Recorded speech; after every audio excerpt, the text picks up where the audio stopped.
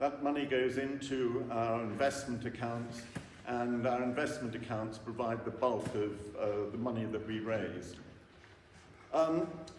Let's think.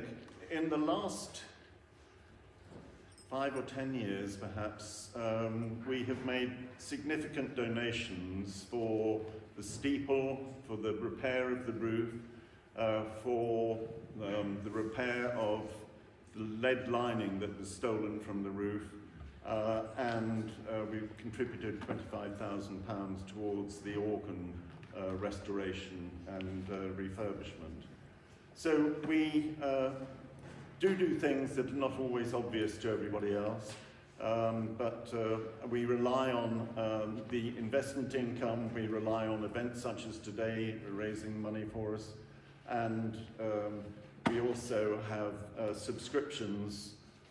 There's a subscription form on the table at the back there where you came in, and there's a gift aid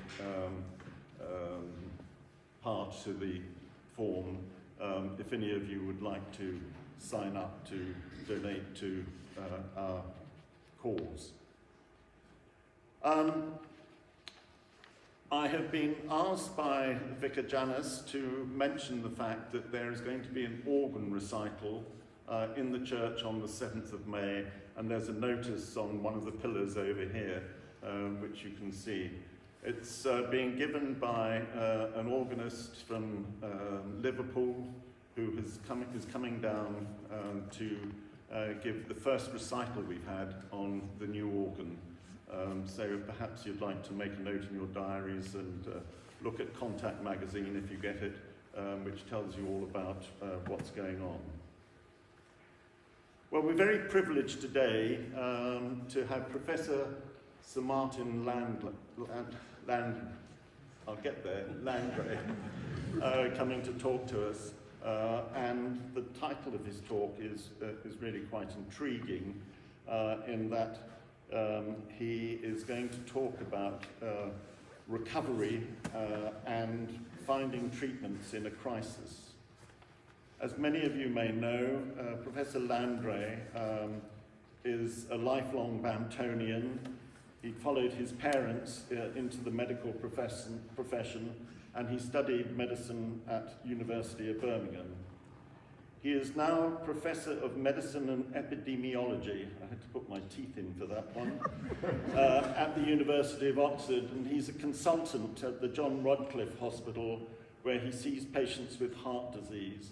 And for you that know Dixie Dean, he's been keeping him going for quite a few years. Dixie is now 91, and we're relying on you to keep him going until he's 100.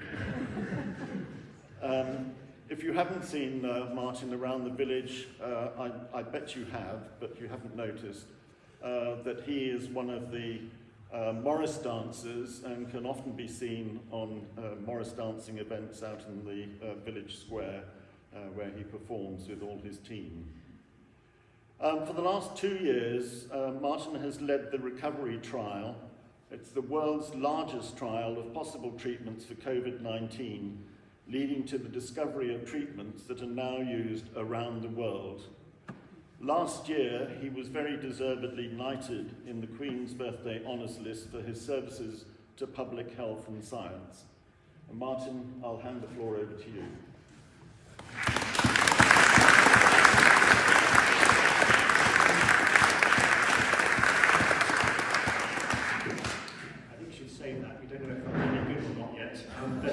Very nice to see so many people here.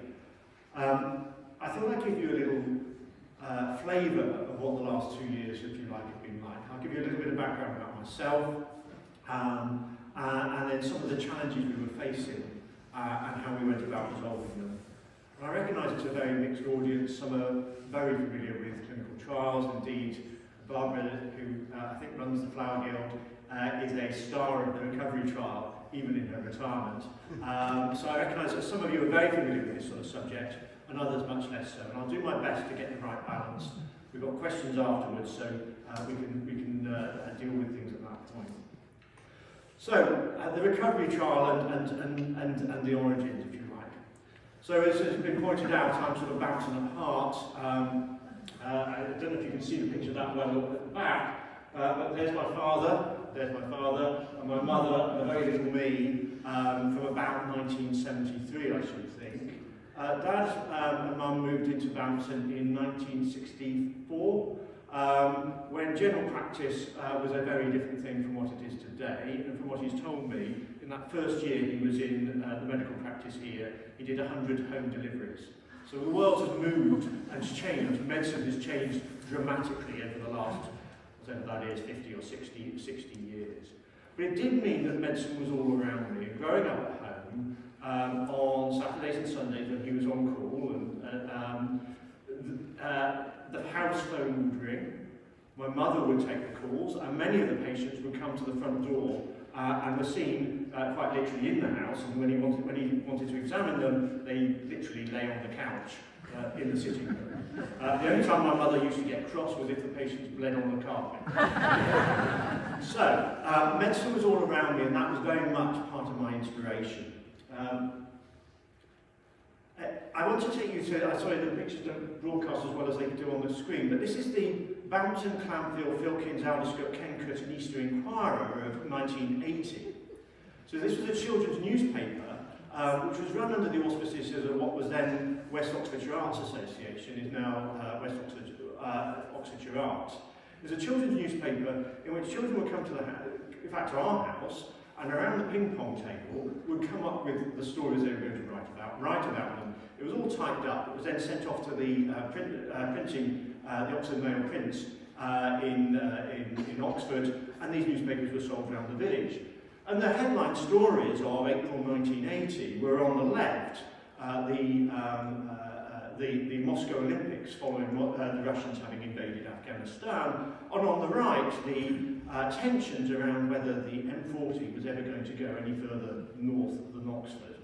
So those are the headline stories of 1980. But if you turn the page inside, that's me as I moved on from Bampton School to St Hugh's, on the inside was this article called Germ Warfare, which actually, the source of information was my father, and I was interested in how the body battled infections. And so I wrote this piece about germs. I even drew a picture of a germ, just so that we could all be quite clear what we were talking about. That was my first and ever scientific publication. I believe there is a copy in the Bodleian Library. Seriously. And I didn't write another publication on infectious diseases for 40 years. But if you look at that, and again I'm sorry it doesn't project so well, the Germ Warfare article is up in the top left-hand corner. In the middle there is this article, you can see just about a pony and a girl with a riding hat on in the middle, and the title, Robin is Wonderful. And it turns out that that girl was none other than Deb Irvin, who turns out some years later to end up being Lady Mandrake. So,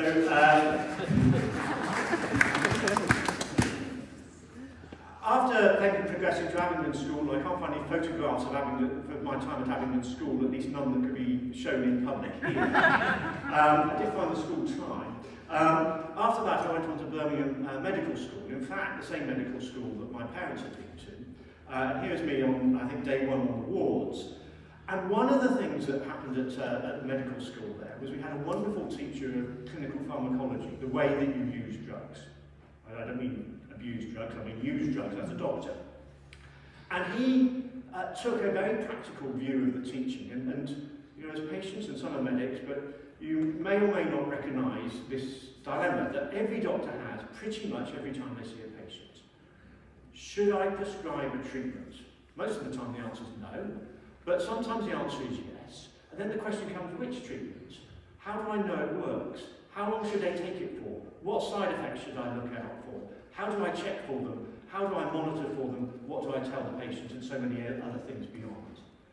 And those questions, we all go when we go to see the doctor, we assume the doctor just knows the answer. And if they don't know the answer, we assume they look it up in their book, or in the web on Wikipedia, like everybody else. And the question is, how do you know that that information there is really true? How does the information that is now sort of taken as fact around whether statins prevent heart attack, they do, or whether vitamins prevent heart attack, they don't, How do we take those things which are now fact, if you like, or in inverted commas fact, how do we get to that point in the first place? And the answer to that is randomised trials, or much of that. So I'll take you through this, and I realise that this is a sort of new concept for many of you. And I was trying to think of an example. So the best example I could, well, maybe it's not the best example I can think of, maybe you've got better ones, but does a doctor recommending that you eat more broccoli, does that actually prevent you from going on and getting chest infections? It's not a completely crazy thought. You could come up with a story as to why that might be the case. Again, about vitamins and about healthy diet and so on and so forth. You can also come up with plenty of stories why that might not be the case. You could do a study, we could do one now and say, well, how many people actually eat broccoli on a regular basis? And then we can ask them well, how many chest infections they get, and the people who don't eat broccoli on a regular basis, how many chest infections they get. But the problem is that those are two different sets of people for two completely different sorts of reasons. One is one lot eat broccoli and the other don't, but there will be differences in how old they are. There'll be differences in what other diseases they've got. There'll be differences in whether they're men or women. There'll be differences about whether they read the sort of literature that tells you that eating broccoli and other good things is a good idea or not. So just doing that doesn't really give you the answer. Same would be true if we were thinking about a new drug. How do we know a new drug works or not? You could study the people who take it and the people who don't. You wouldn't have much idea. Randomised trials work like this. They take a large group of people, and instead of comparing those who do or don't take some treatment, they say, look, everybody's going to get the best the NHS can offer.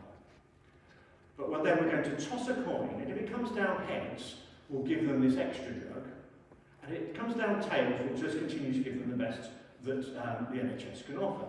And after the end of the study, we'll then work out what proportion of the people where it came down heads did well, and what proportion of the people where it came down tails did well.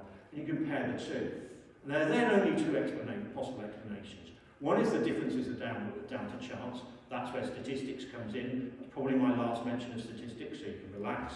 The other is that it's down to the difference in the treatment itself. There's something about the treatment has actually reduced the chances of having a chest infection or going into hospital or whatever else it might be. So that's how randomised trials in general terms work.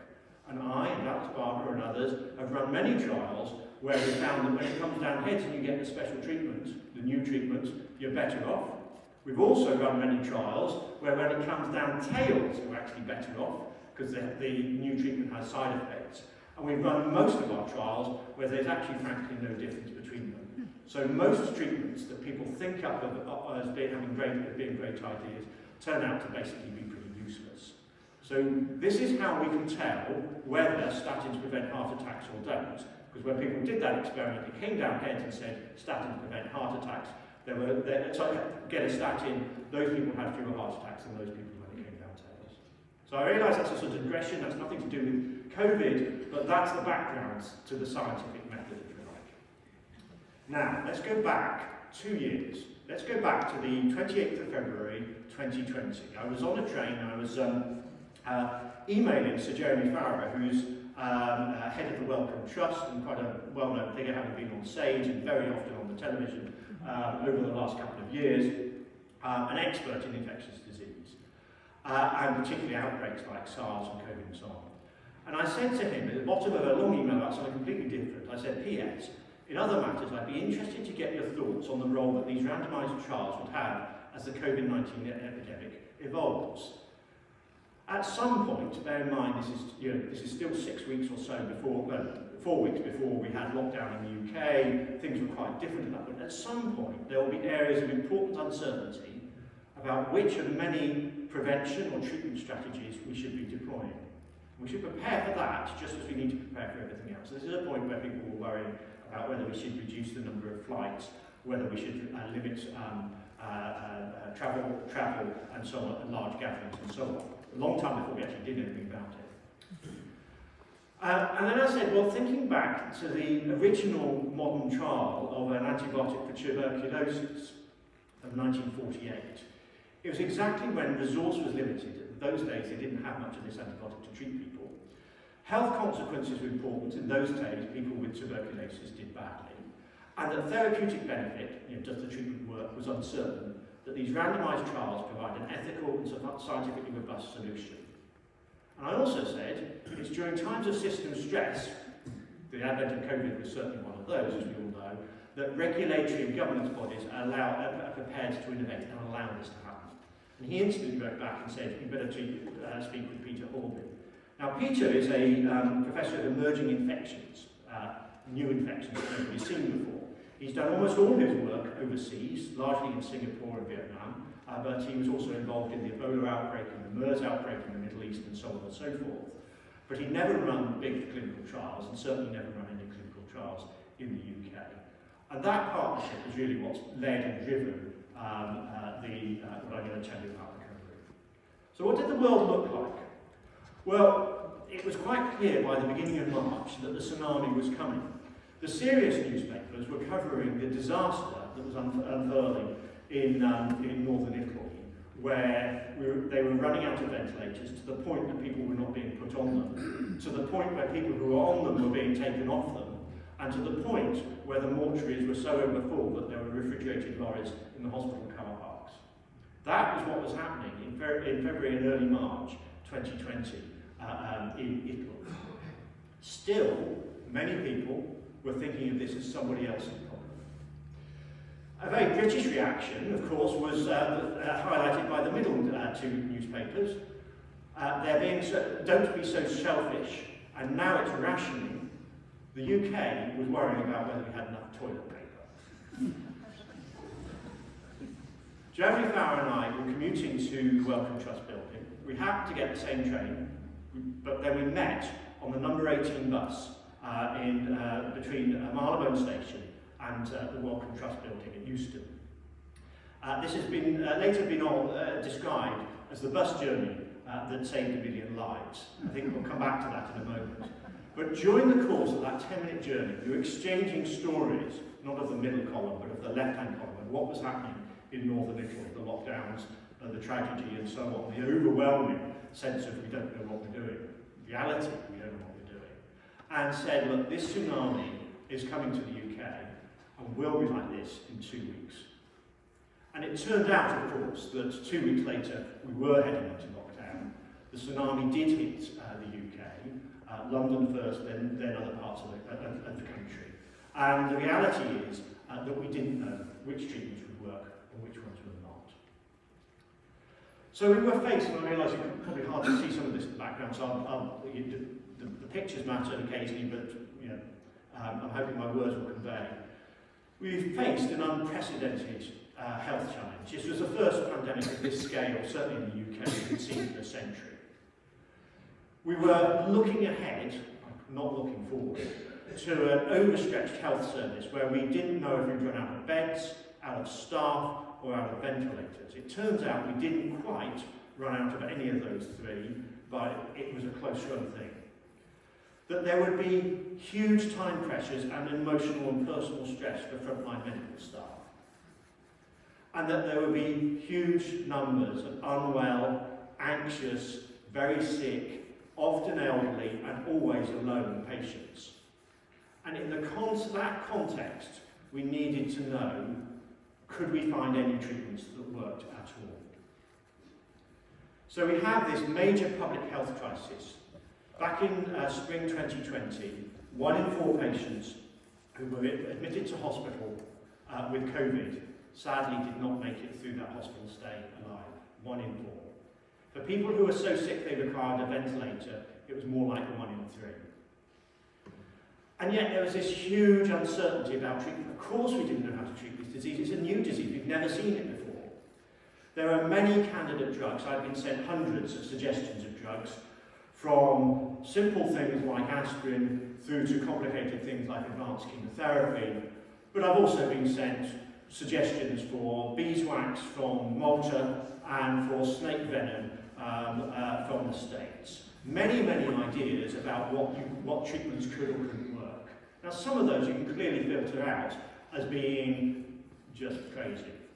Others you could filter out as saying, well, they may or may not work, but we've got a public health crisis.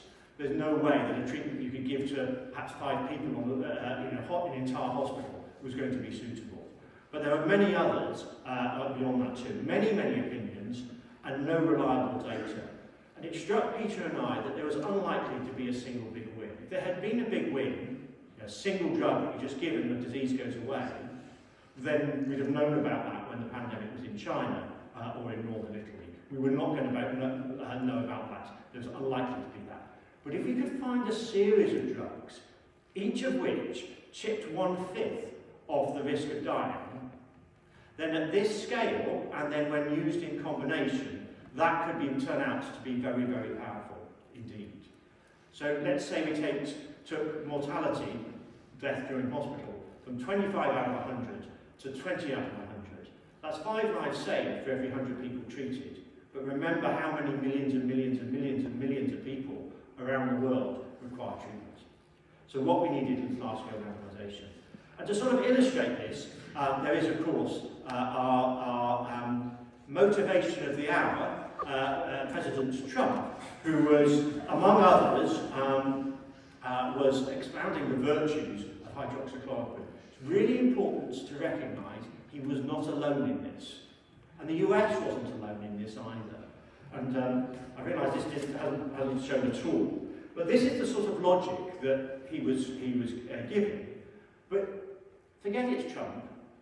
Actually, maybe you would think the same thing too. So I heard about this patient. She was just in horrible shape for 12 days, 14 days. She thought she was dead. She implored her husband to obtain hydroxychloroquine, a treatment we normally use for malaria, have done for decades, very, very widely used drug. And the husband did so. 4 hours later, she awoke and she said, "I feel better." The way she spoke, it made me like a miracle. And this was not a fan of mine, but she's a fan of mine now. So that story, although it's easy to caricature, partly because of who's telling it, in reality that's so easy to come up with. I know a friend of a friend who they took this thing and suddenly they were better. Isn't that great? The reality is that many people got better on their own, and many treatments have little or no effect, and some are downright harmful. So, as I say, he wasn't alone. On the left is a doctor from southern France, from Marseille, called Didier Raoult, who took on a sort of hero status. He had more followers, almost than Trump, to be honest. His daily media updates on how to tackle COVID had more followers than government official pronouncements, particularly in France. Macron met him, which was a controversy. Bolsonaro, that's the middle slide, Bolsonaro in Brazil also brought this story. Hydroxychloroquine is very, very widely used because it must work. One, it must work, and two, because of this crisis, we haven't got time to find out if it doesn't. Hang on a moment. So, what did we do? We did this trial. We said, look, let's not just throw treatments at people in the hope that they work, and when you've done it, you'll never know whether you did them good, harm, or just wasted a lot of time and money and resources when you could be doing something more useful. So the recovery trial, which we established, and we wrote the protocol on the 9th and 10th of March 2020. Very simple. Anybody who goes into a hospital who has COVID could go into the study. We focused on the thing that mattered. 1 in 4 people were dying whilst they were in hospital. Can we do something about that? We randomised, back to my coin toss, between the treatments that were available, and we made it as simple as we could so that patients and doctors could take part. Anybody could design a trial that nobody can do. We had to design a trial that everybody could do in the middle of a crisis. So, as I say, very simple criteria. The criteria were admitted to hospital with COVID. We actually did rather a complicated coin toss. Our coin has multiple sides. It's almost a dice. But it essentially we compared the best the NHS can offer and then the best the NHS can offer plus one of a number of treatments. A treatment for HIV, dexamethasone, a steroid drug, hydroxychloroquine, and an antibiotic. And and people could get one or other of those. And we worked out what happens to people in terms of the outcome we cared about was survival for 28 days, which is a reasonable sort of example. And so, as I say, COVID can affect anyone, and the recovery trial was open to everyone. 1 in 10 patients who went into hospital with COVID over the last 2 years have taken part in this trial. We wrote the protocol, that's the first description of what the trial should be, on the 9th and 10th of March. By the 19th of March, the first patient went in. 2 months later, we had 10,000 patients. And by 100 days, we had 12,000 patients in the trial, and the first 2 answers. And you can see that, you can't see actually, but every single acute hospital in the country took part, from Stornoway up in the north to Truro down in the south, Northern Ireland across to East Anglia and so on. You can see the recruitment just about, but what you'll see in the plateaus are the sort of summer break, eat out to help out, what a good idea that is. Eat out to help out was whilst that plateau was going on, then the autumn surge, an enormous surge in January last year, when 1,000 people went into the study in 30 hours. This study was done in a way to make it easy to do, so we could get answers. Now, this is just to sort of give you a flavour of what do these people look like, what's the average person look like. Well, particularly in that early wave, many of them were in their 70s. I think a fifth of all the patients were over 80, a fifth were between 70 and 80, and the rest were younger than that. The age profile has come down a bit over time. Many of them had had the infection for a week, but then went into hospital.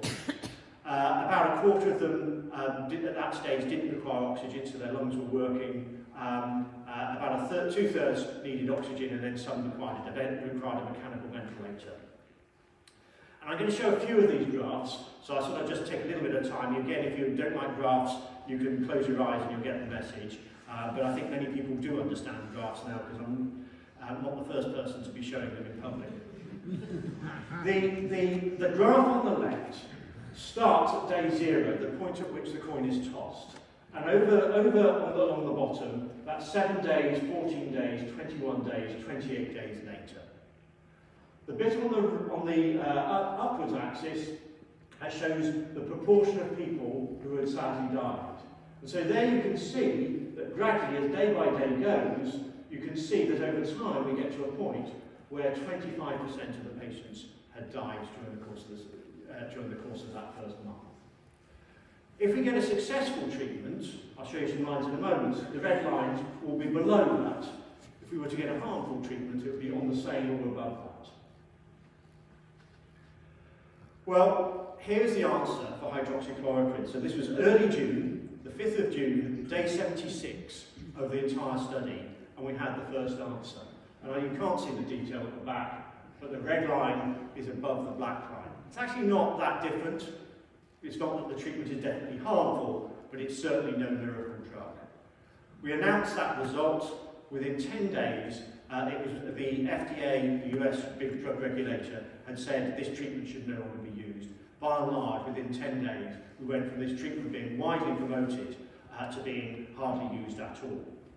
It didn't prevent, and I'll touch on this in questions if you like, it did prevent a pretty significant backlash. You can imagine that saying that President Trump's favourite drug is useless is not one to endear you to a lot of people, but it does get a lot of Twitter followers. And then the real breakthrough, the 16th of June. Remember, we only started this study on the 19th of March. On the 16th of June, we had the breakthrough. We found that dexamethasone, a steroid drug, which is sitting in every hospital pharmacy, in every hospital pretty much in the world. It costs about £5 for a course of treatment. It's easy to give. It's been known for 40 years. The side effects, there are some, but they're well known and they're manageable in this context. And what we found was that for people on ventilators, if you gave them this steroid drug, a tablet a day for 10 days, then you reduce their risk of dying by a third.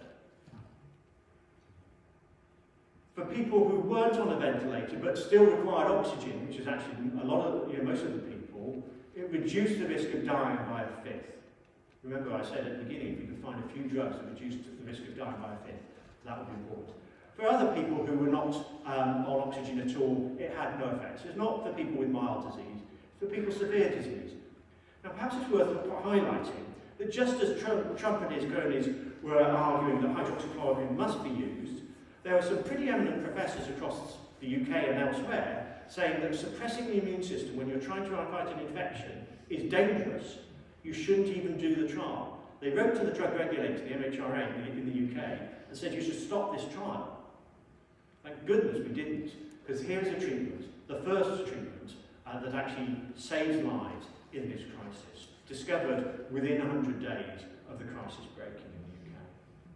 Well, it didn't get coverage, so we announced the results. Actually, we insisted on announcing the results to the scientific and medical media first, before then going up to number 10 Downing Street for the evening briefing at 5 p.m. Now, they'd only take one person and one spokesman, and as I told you earlier, Peter Horby and I have run this trial from the beginning and all the way through. I have been to 10 Downing Street in the past for different things. Peter had never been. So we compromised and we sent Peter with my tie. So here's a picture of Peter at the number 10 briefing that evening. Well, Peter may have had the headlines there, but I don't think he can claim, you can't read it from here, stocks soar on retail outlet comeback and breakthrough coronavirus treatment. My name's buried in it, my name's here somewhere. Peter may have been to number 10. I changed the value of the US stock market. That day. And that day, this treatment was adopted into NHS practice. So the Chief Medical Economy signatures, so this includes Sir Chris Whitty and a number of other Chief Medical Officers, wrote to every hospital in the country and said, basically, normally we'd say, wait for the full publication, wait for it to be reviewed, wait for the results to come through, and then we'll contemplate. And here they said, the results are so clear on something that is so important, do it now. And so within 3 hours of announcing the results, it was NHS practice. Announce the results at lunchtime, policy by tea time, saving lives by the weekend. The next morning, the headlines on the newspapers looked something like this: thousands to receive life-saving drug. The Daily Mail, 50p a day pill to conquer COVID. The Daily Express, proving that it can multiply by 10. £5 wonder drug saves lives. It's a 10-day course of treatment, got it. Coverage everywhere. I mean, that day I did my first news conference and film recording at 10:30 in the morning for BBC, and the last one at 10:30 at night for Al Jazeera. And they went out, they happened to be broadcast in the same time. And the difference in how I looked between the two. And those trial results, as I say, within hours in the UK, but within days and weeks all around the world. So the US changed their guidelines, the Europeans changed their guidelines, the Japanese changed their guidelines, the WHO changed their guidelines. This treatment became used ubiquitously for patients with COVID. Why?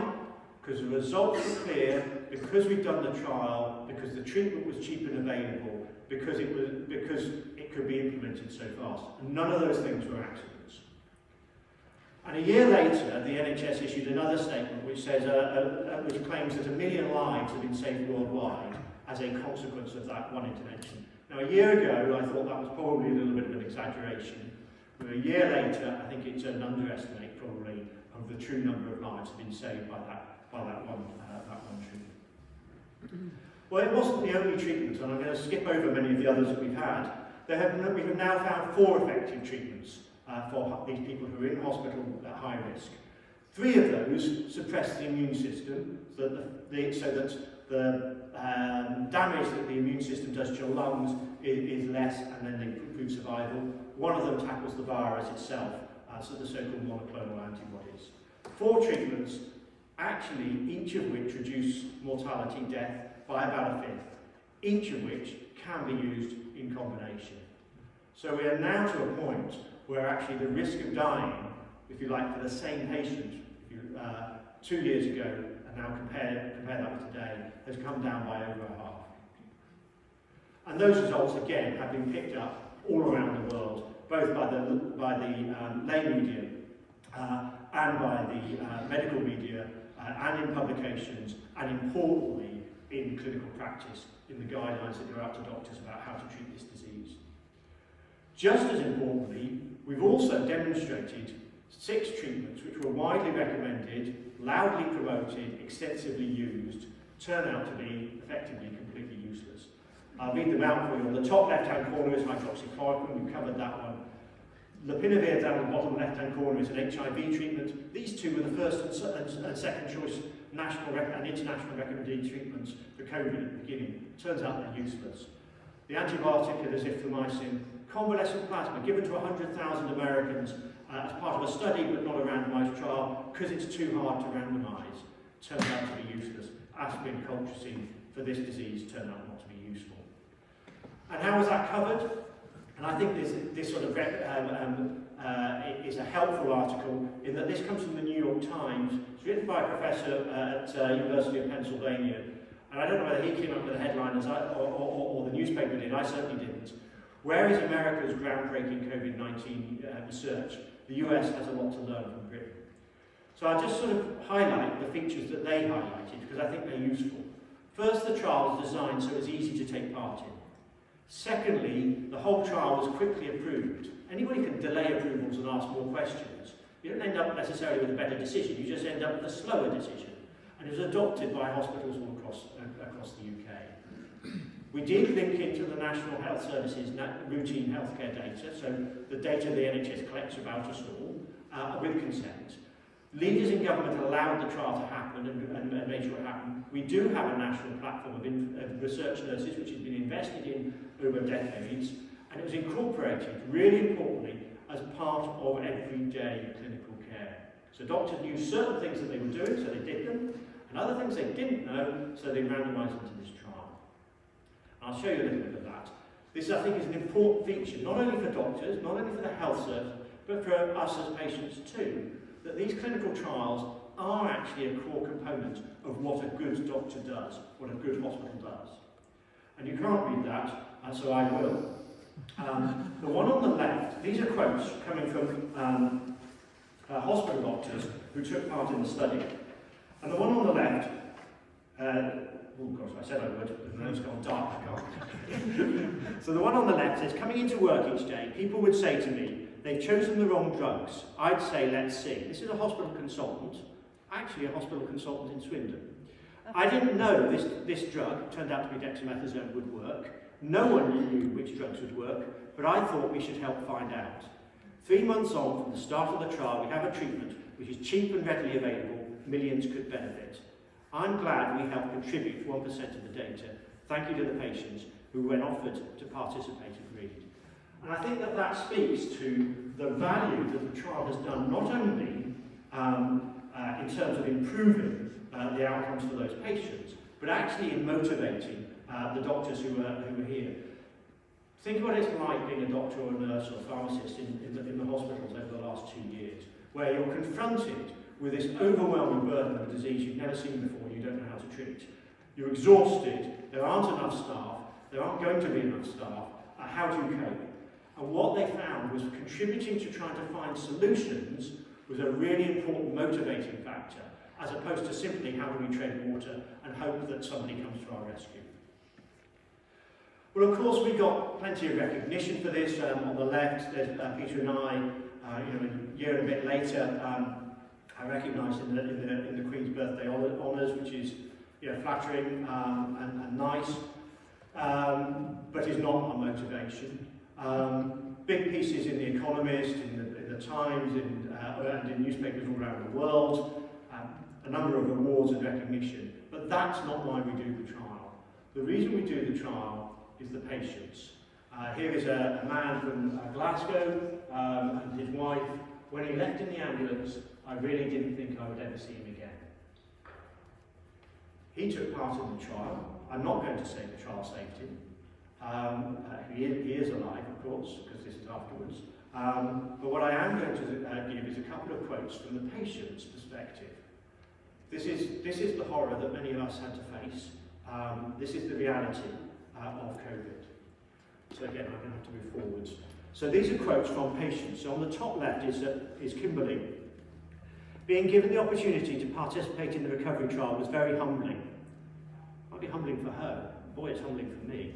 knowing that the information they were collecting had a direct impact on the treatment of patients, and signing on was something I did gladly. And at the bottom left, I read from Claire. I was already so ill that I was willing to give anything a go if it might help me recover more quickly. But I also knew that it would help the researchers studying the coronavirus to work out which treatments actually help people. I'm really glad that NHS patients can take part in the recovery trial, because otherwise no one would know what treatments work for the people actually suffering from COVID-19. To be honest, I think that's remarkable insight from somebody who was so sick with COVID, but it's absolutely the case. We do it with patients and for patients and for the improvement of care for future patients. So that brings me back to my final couple of slides, and really what do we learn from this? Well, the first is actually that these randomised trials are not some sort of experiment that's done on guinea pigs, if you like. They're actually part of how we do medicine, how we understand how to treat diseases and improve things. Number one, arbitrary use of unproven treatments is doing damaging to patient care and to public health. So just using drugs, just prescribing something because you can, doesn't necessarily mean that you should. These randomised trials are a critical component of working out what works and what doesn't. They're part of actually how we improve the care that we can give. And then, as you've seen, if you get compelling results, it changes practice and can do so almost instantly. The trials have to be designed to actually answer the question, feasible for the people to be involved in, whether that's patients or clinical staff, inclusive of the wide range of people. I didn't touch on that, but the youngest patient was under 6 months, the oldest over 102 years, and focused on the outcomes that we all care about.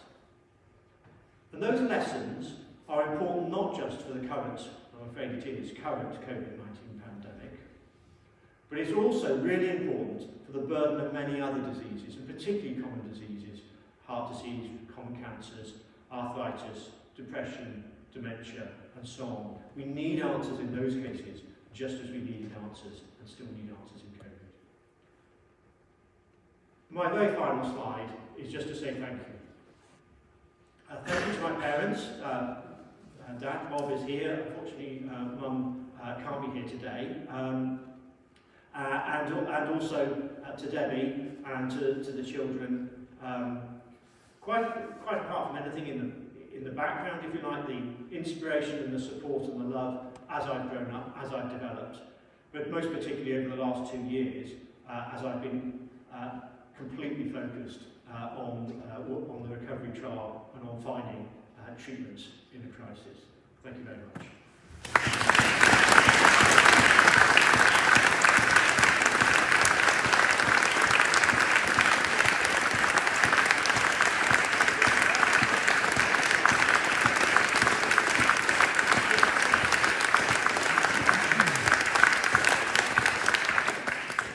Martin, thank you very much indeed.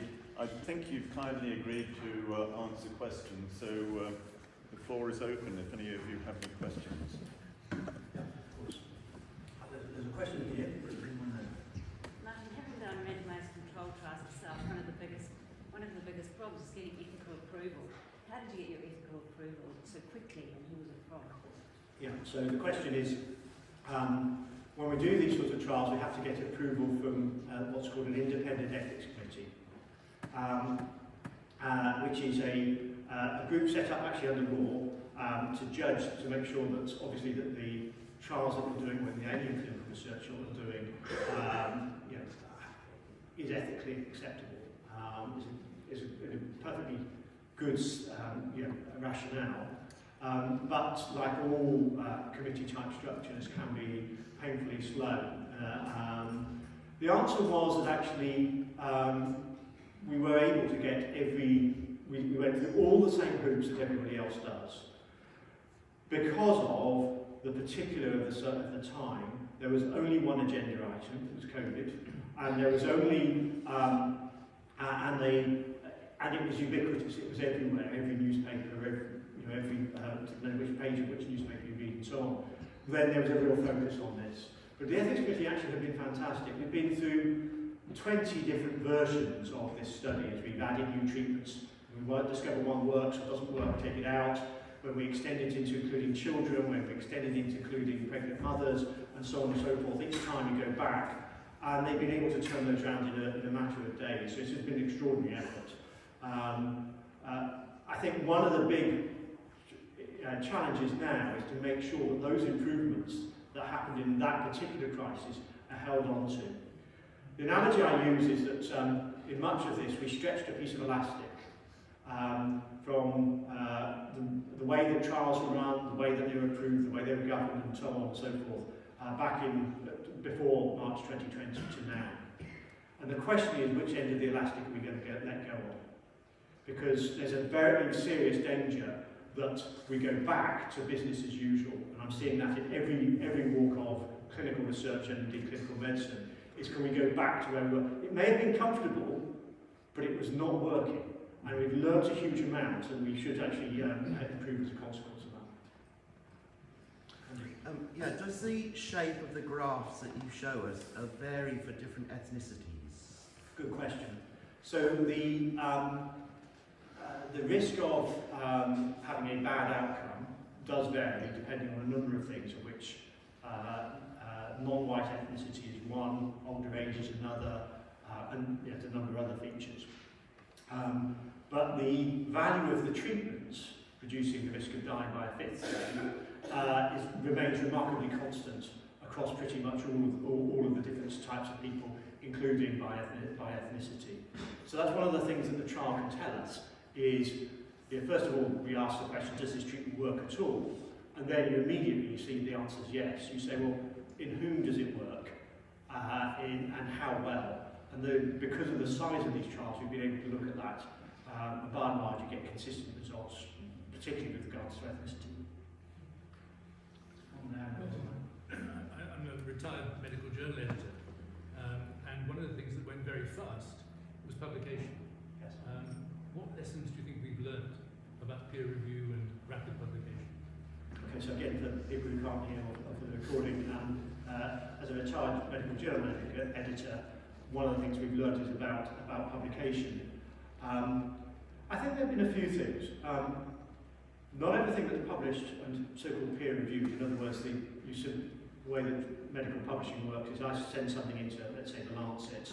They send it out to half a dozen experts who also called experts, I mean, as in some of them are more expert than others. They provide a bunch of comments, which may or may not be as informed. Some are really good and some are not so good. And then we have to we play this sort of negotiation about how we can answer their questions without actually detracting from the paper. And eventually the journal editor says, well, yes, maybe we pass the mark and then it goes in. It's heavily reliant on the quality of that peer review. And given that that peer review is mostly for free, and most of it, and the most expert people are usually busy doing whatever the most expert people do, there are some challenges around that. As I say, it also, on the flip side, is intended to safeguard from people making data up, making the story up, overselling their own story, and so on and so forth. So there are pros and cons to it.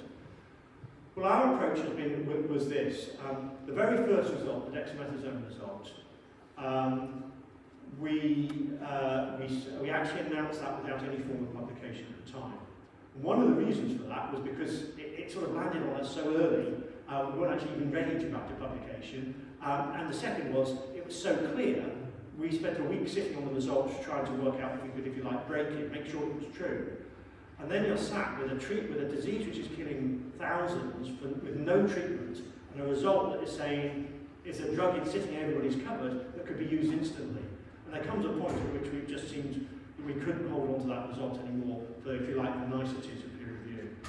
We actually use almost all our articles now, we send to so-called preprint, so technical, but for everybody else.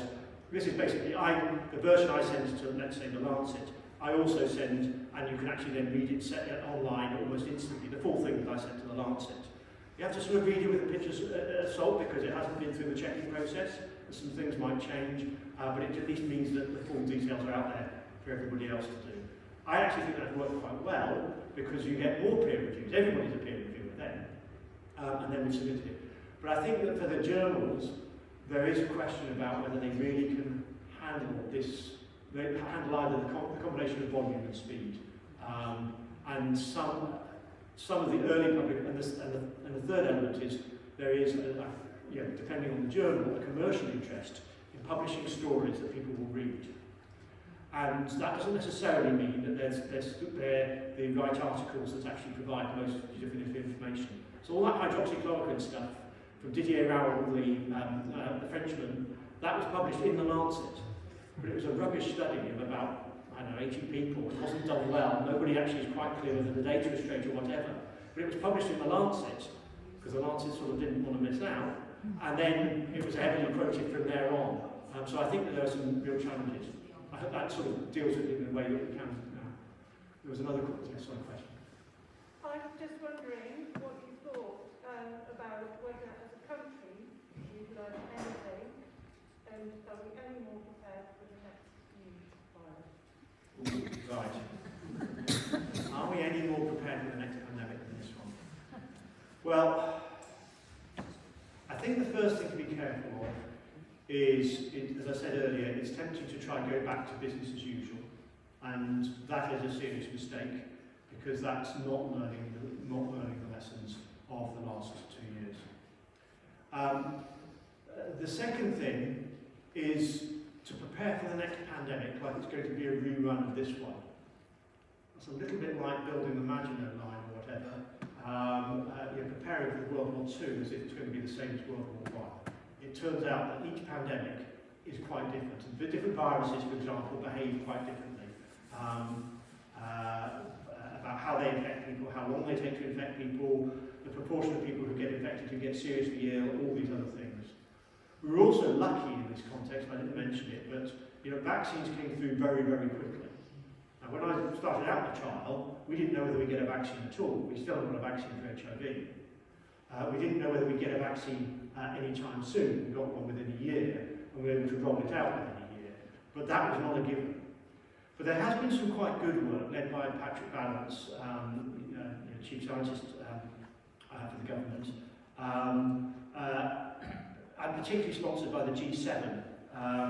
So in June last year, the UK was presidency of the G7, and there was a whole set of work around the pandemic, which I was involved in, which was really saying, what do we need to do? They called it the 100 Days Mission. How can we get within 100 days to have decent diagnostics, decent tests, decent vaccines and decent treatments available for wide-scale use? We might still need to do some of the later phase trials and whatever else, but how can we get ourselves in a good position? It's a very good document, but there's a real danger that it will do what all documents do. It'll get dusty on the shelf somewhere as people move on to the next crisis. My lessons: one, you've got to invest in the long term. All the things that worked because they were built on a group of people or institutes who were already very well established and well trained. So, I've been running trials in cardiac disease, heart disease and kidney disease for 20 years. This was a new disease, but at least I knew how to run a trial. The vaccine people, Sarah Gilbert and colleagues, have been developing how to work new technology for vaccines for 10, 15 years. The mRNA vaccines, they've been working in the quiet, out of the limelight for 10 years. These are things and structures that were in place. The testing, the PCR testing at the Lighthouse Labs, when you actually look at the early films of that, you'll see all the machines have University of Manchester, University of Oxford and so on, all printed on the side of them. They were taken out of the university labs and stuck into those labs for this purpose. But the machines weren't the key to it, it was the people. And the people were people who are researchers, by and large, in the university setting, who've been trained for years and years about how you do this sort of technology. So investing long term in the people that underpin the science and underpin the health service are important. So when I was asked lots about this early on, I said, well, we used to think of science and health as being drains on the economy, as being a luxury to have. Actually, I'd say what we really saw over the last 2 years was if you don't have good science, you don't have a good health system, you don't have good education, you have no economy. And I think that to me, would be, if I were a politician, and I'm not, I have no intention of being a politician, that I think would be the key lesson I would know.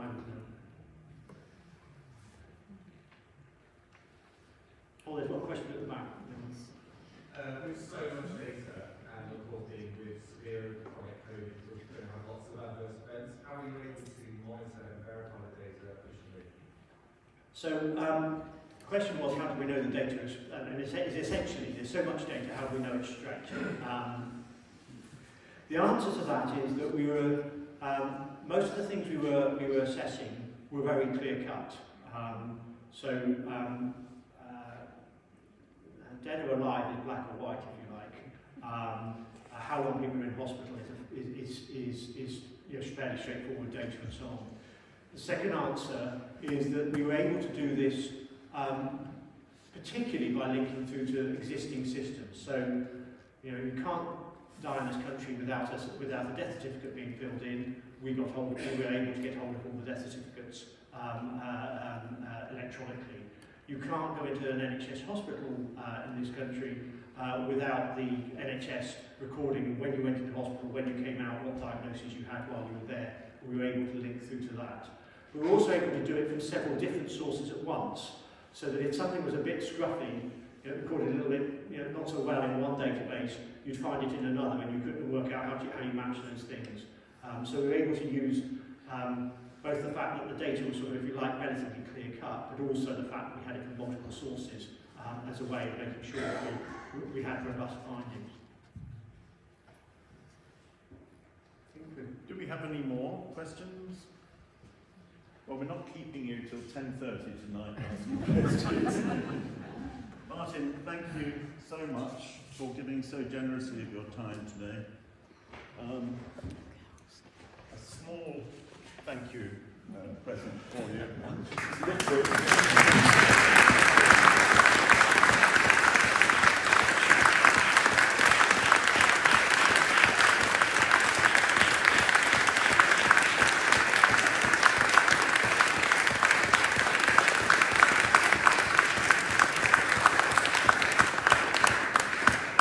Thank you once again, and thank you on behalf of the 1 million+ lives that you have worked to save. Thank you.